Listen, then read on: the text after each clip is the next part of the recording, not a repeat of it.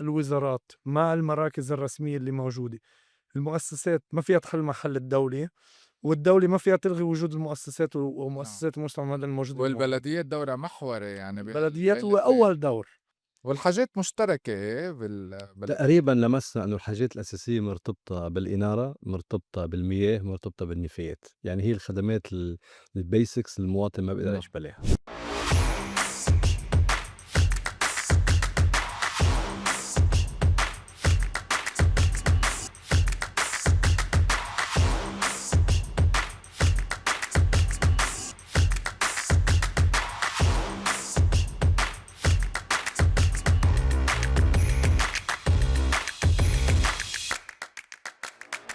اليوم وجهتنا البقاع وتحديدا منطقة بعلبك، ورح نحكي عن جمعية جمعت 10 بلديات حول مشاريع صغيرة وأحلام كبيرة.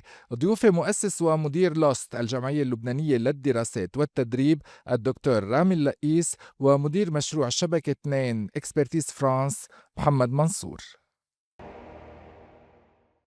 دكتور رامي كيفك؟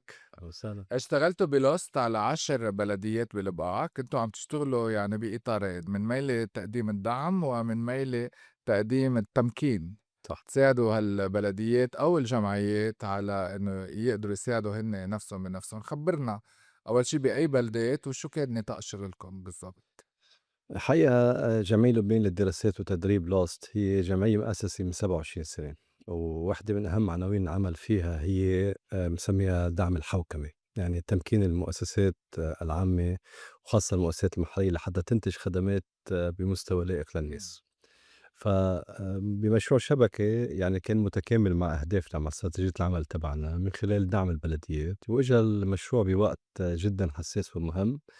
أول شي لأنه ما كان في كتير دونر عم يستجيبوا لدعم البلديات. البلديات كانت فعلا مهمشة مع أنه هي واحدة من المؤسسات اللي تعتبر وبركي بالبقاع كمان إيه، يعني بعلبك غير البقاع شوي مستقلة بعيد عن تحت النظام. تأثير الحرب والفقر والأزمة الاقتصادية، فالبلديات كانت عندها خدمات كتير يعني ضعيفة وناقصة. فمشروع شبكة تكامل مع أهدافنا ومع حاجات البلديات، فاخترنا البلديات الأصغر شوي بالحجم وما عندها إمكانيات مالية ومادية كبيرة.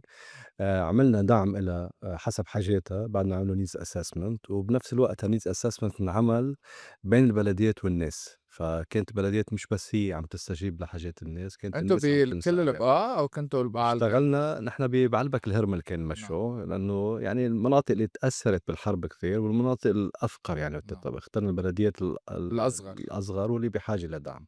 والحاجات مشتركة بالبلديات. تقريبًا لمسنا إنه الحاجات الأساسية مرتبطة بالإنارة، مرتبطة بالمياه، مرتبطة بالنفايات، يعني هي الخدمات الbasics المواطن ما بيقدر نعم. يعيش بلاها. وكيف ساعدتوا فيها؟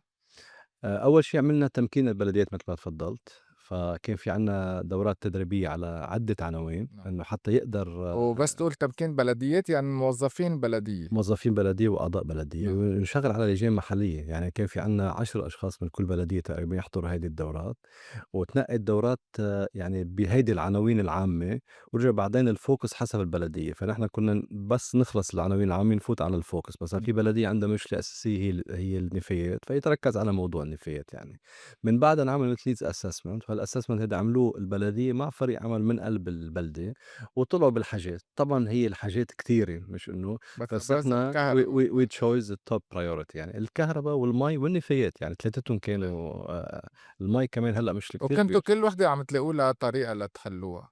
إيه طبعًا، نعم. بالشراكة معه، متل يعني شو مثلا؟ يعني نحن مثلًا نقول في إحدى البلديات كان في عندها مشكلة سيارة نفايات، إنه في مطمر نفايات كتير كبير نعم. ببعلبك، بس هي البلدية مانا قادرة تجيبه على مدينة بعلبك، فعملوا سيارة نفايات. بتكتشف إنه في أوقات قصص صغيرة بتكون عم 100% بتعرقل قصص كتير كبيرة. دور فارس. شبكة 2 هون كان شو، يأمن السيارة أو؟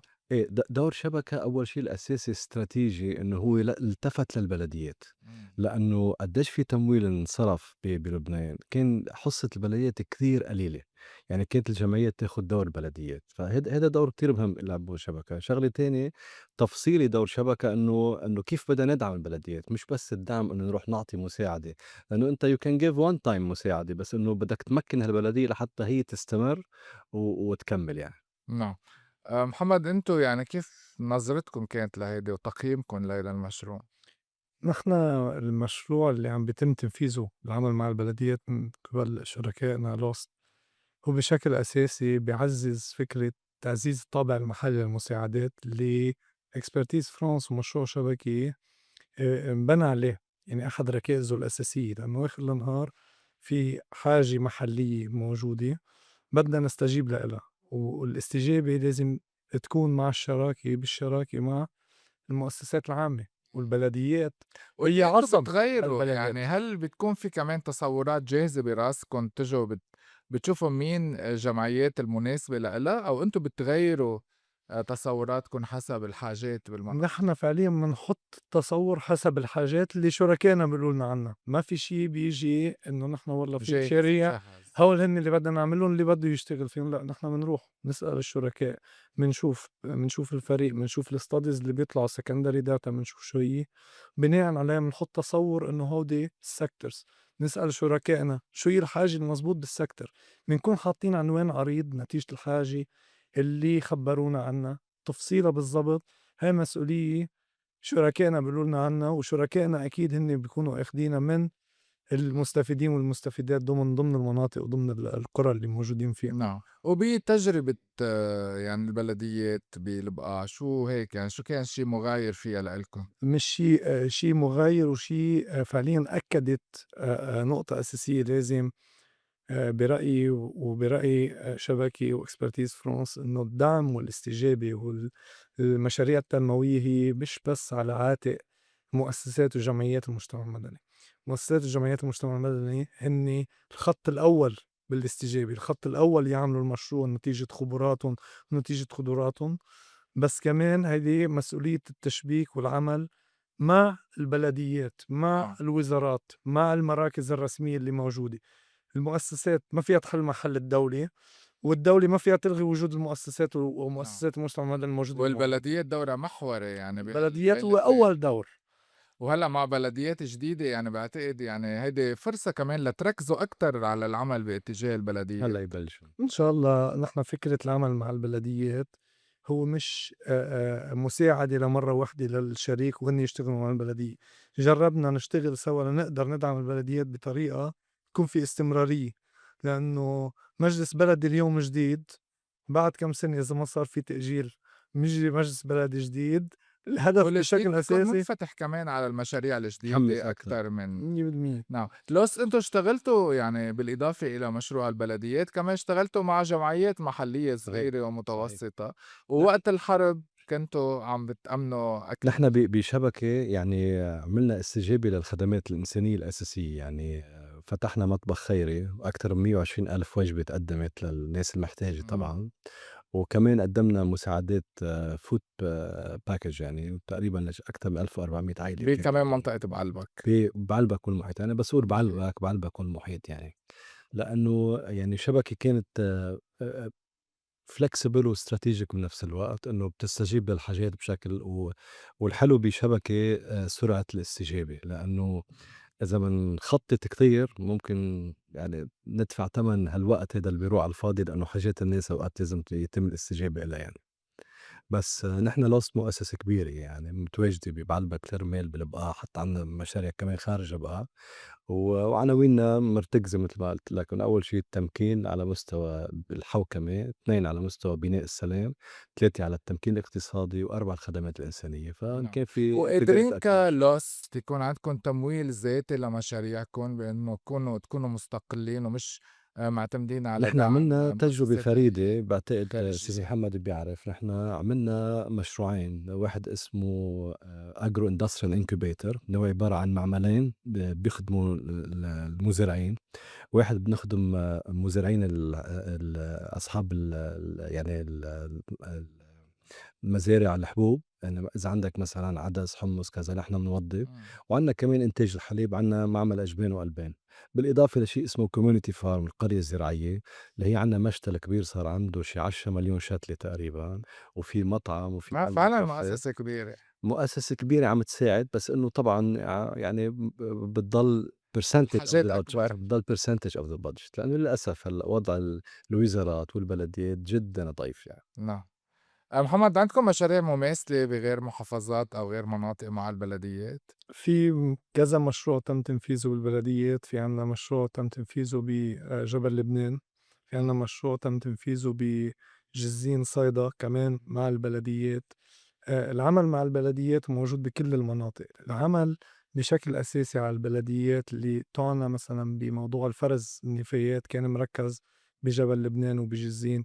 العمل مع البلديات بسكترز مختلفين كمان اختلف حسب المناطق، بس كل شركائنا بشكل أساسي بأي مشروع بدهم ينفذوه التنسيق والتواصل مع البلديات هو دايما موجود. قسم نعم. كبير من شركائنا مضوا مذكرات تفاهم مع البلديات لحتى أولا تضمن أنه عم تاخد بعين الاعتبار احتياجات البلدية وبشكل أساسي تتقرب أكتر وأكتر نعم. من المجتمع نعم. المحلي اللي موجود بالمناطق. نعم دكتور رامي، يعني من الأنشطة اللي عملتوها بإطار يعني مشروع شبكة، عم لاحظ إنه ساعدتوا المجموعات والبلديات على كتابة المشاريع، صح. على تدريب على قانون الشراء العام اللي هو كمان بيمكنهم إدارة النفايات والبنية التحتية، وكمان شراء ألواح شمسية، مضخات مياه، يعني قصص كلها Basics يعني أساسية. basics، قصص أساسية. أساسية بتشغّل خدمات أساسية صح. بهالبلديات.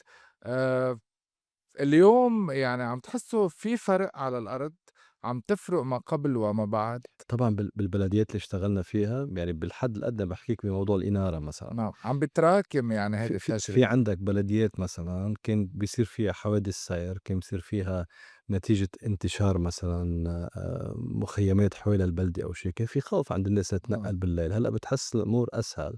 في عندك بلدية حلينا لها أزمة نفايات كليًا مثلًا، صارت تلوم النفايات اللي بتقدر تجيبهم على قصة الدار. السيارة. عندك موضوع المي مثلًا، عندك إمم، يعني أوقات يعني مضخة. مضخة مي ممكن تكلفك $1000 بس تقدر تشرب 100 مشكلة. بيت مثلًا، 100 يعني نعم. طبعًا هي يعني الحلو بهيدا البروجي إنه it was done on micro level.